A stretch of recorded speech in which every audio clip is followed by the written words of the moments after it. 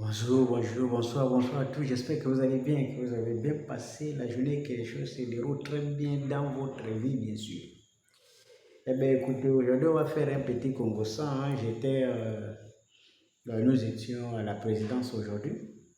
On a eu le privilège d'être reçus par le patron du pays, donc le président de la ville qui a reçu la diaspora et puis tous ceux qui sont dans le domaine de l'activisme, et donc influencer tout le reste. Bon, enfin, bref, moi j'appelle ça les communicants.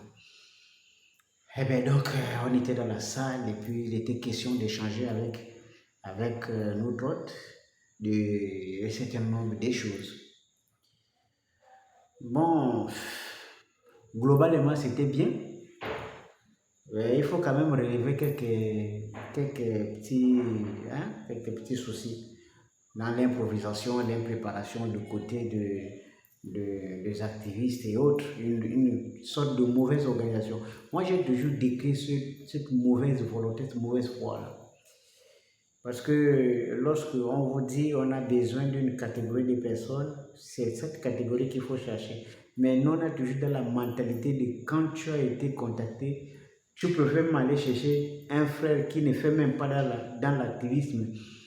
Simplement parce que comme tu as la possibilité, tu amènes tes frères, tu oublies les gens qui communiquent au quotidien pour faire avancer le pays. C'est ce qui est dommage. J'ai vraiment regretté cet aspect-là.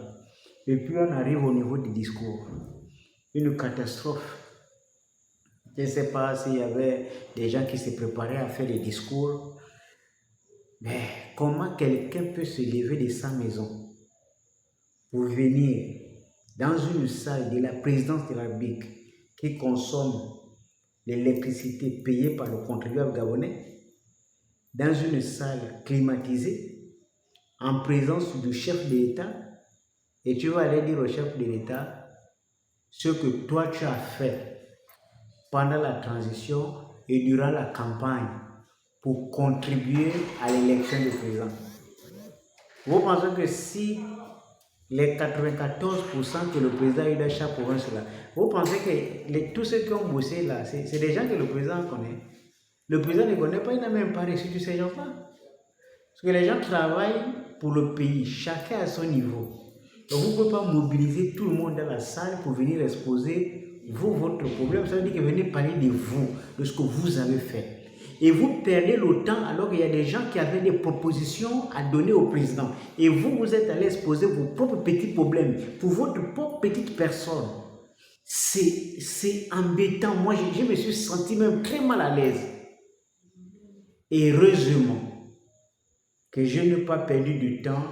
Le président lui-même, qui connaît le milieu depuis longtemps, il est venu vous faire la démonstration que tout ce que vous rappelez là, il connaît. Il connaît tout ce que les petits raccourcis que vous prenez là, lui, il connaît déjà parce qu'il est passé par là. Il connaît tout ça. Ça m'a fait plaisir dans la nature de la réponse parce que au moins ça a permis aux gens de comprendre que vous perdez le temps. Tout ce que vous dites là, c'est des choses qui sont déjà vues. Or, il était question de profiter de cette audience et de cette plateforme, de cette salle mythique devant les symboles de la République, les masques et tous les autres pour dire au président, monsieur le président, vous avez la responsabilité de ce pays.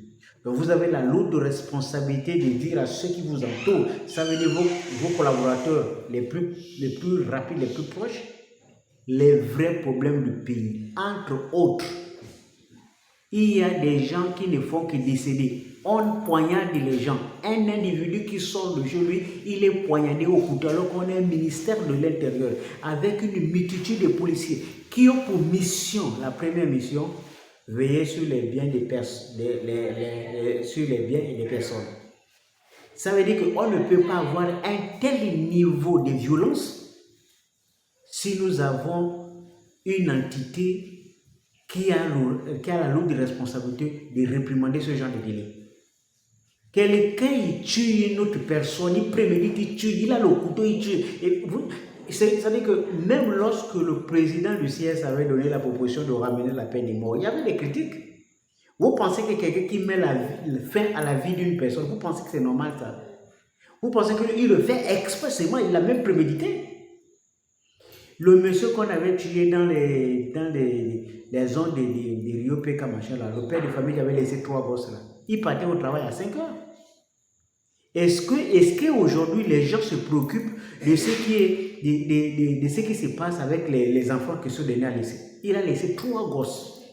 Tout ça parce qu'il ne voulait pas laisser son petit téléphone à l'eau au bandit. Il a mis le couteau, il est mort. Mais c'est des questions qu'on devait poser au président. Monsieur le président, oui, des réformes, nous, on peut vous soutenir. Mais mettez des réformes qui ont pour but de protéger ou de réformer catégoriquement l'existant, dans le sens de protéger les gens. C'est ça les réformes. On a des réformes dans le truc de la santé, on a des réformes dans le domaine de la sécurité, on a des réformes dans le domaine scolaire. Mais enfin, on vend les médicaments tous les jours. Le ministère de la Santé ne sait même pas quelle est la qualité des médicaments qu'on nous vend. Est-ce que c'est les médicaments trafiqués? On ne sait pas. On a le ministère de l'Agriculture et des autres en matière de consommation. On ne sait pas si les produits qu'on consomme sont bien. La gazelle est là, il ne fait pas le boulot, on ne voit pas la direction du boulot. C'est de ça qu'il était question d'exposer au président en tant qu'activiste, en tant que comment on va appeler ça? En tant que voix autorisée. C'était l'occasion de dire au président, nous pouvons vous soutenir et faire en sorte que ce genre de décision soit accepté et maîtrisé par tous. Il faut que ça soit dans le sens de permettre à tout le monde de vivre dans un pays paisible. On ne peut pas vivre dans un pays où rentrer à 21h devient un problème. On ne peut pas vivre dans un pays où se réveiller à 6h pour aller au travail devient un problème. Ça, c'est déjà un problème. Il faut régler. Parce que les enfants qui braquent là, ils ont des pères, ils ont des mères, ils ont de la famille. Il faut ça exprès. Ils sont même encouragés par les parents. Il faut mettre en place une dynamique. Si un pays comme la Chine arrive à prendre des mesures où on sanctionne l'élève, on veut sanctionner les parents, ce n'est pas un petit pays comme le Ghana qui peut faire. Il faut prendre des réformes. Il fallait dire au président, il y a des réformes qu'on peut proposer et qu'on peut soutenir. Si ça va dans le sens de permettre aux gens de vivre dans un pays où ils se sentent en sécurité, c'est possible de défendre. Au lieu d'aller dire au président que non, moi, j'ai battu campagne pour vous, je vous ai soutenu même pendant machin, et ça vous a permis des machins. Maintenant, aujourd'hui, enfin, mon frère, nous on a 2 millions et quelques d'habitants dans ce pays. En toi, ce que tu représentes quoi? Tu ne représentes rien, même ta seule voix ne représente pas grand-chose. C'est vrai que ta voix compte, mais ne représente pas grand-chose. 94% de chaque province, c'est le résultat du nombre global des Gabonais qui ont fait confiance. Mais ce n'est pas ta petite personne. Mais on n'arrive pas à grandir parce que les espaces comme ça, c'était le temps de préparer un certain nombre de contributions. Le président a besoin de contributions. Ce qui a mené les projets et ce qui a mené les contributions. Moi, par exemple, pour ne prendre que mon exemple, le président a dit qu'il faut investir. Moi, j'ai investi 6 millions dans une structure. Plus de 6 millions, même on a 8 millions dans une structure de production. Donc ça a été arrêté par la Gaza.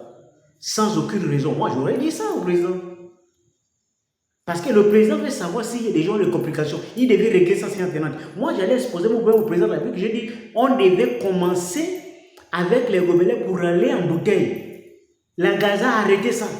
Moi, j'allais dire ça au président. Mais les gens qui n'avaient même pas de projet, vous êtes là, vous n'avez même pas d'argent, vous n'avez mis l'argent nulle part, vous perdez le temps, vous parlez, et vous parlez pour vos propres projets. Or, nous, on veut parler des projets des gens qui ont des entités, qui emploient des gens. Nous, on emploie plus d'une vingtaine de personnes. En ce moment, on est fermé. Parce que les individus mal intentionnés ont décidé de faire de ça toute une histoire. Moi, j'allais voir le président. Et là, nous, on est obligé de relancer ça via d'autres mécanismes pour que l'affaire aille loin. Alors qu'on avait la possibilité de régler ça directement avec le président. Pourquoi? Parce que les gens ont voulu perdre du temps pour parler de leurs petits problèmes. J'ai été déçu par le comportement. Le président n'a pas, il a un programme chargé, il n'a pas le temps de recevoir les gens tous les jours. Quand vous avez l'occasion de recevoir le président, ce n'est pas l'occasion d'aller, d'abord vous êtes en veste, cravate, je ne sais pas, et puis vous voulez parler des problèmes, vos problèmes personnels. Pendant qu'on veut parler des problèmes du pays, apporter la plus-value, apporter cette contribution intellectuelle succincte, avec des questions simples, avec l'analyse simple. On pouvait avoir 5 discours, mais résumés. Chacun veut s'étendre, il veut faire les prouesses et montrer. Et tout ça, c'est dans un sens de parler de soi. Ça n'a pas de sens. Bon, et vous avez vu les réponses du président. C'est parce qu'il n'y en avait pas, la charge n'était pas assez préparée pour permettre au président de s'étendre sur les réponses. Le président entendait des contributions de nature à ce qu'il prenne des décisions qui vont dans ce même sens-là. Bon, en tout cas, Djibouti, c'était le plus important que ça soit fait.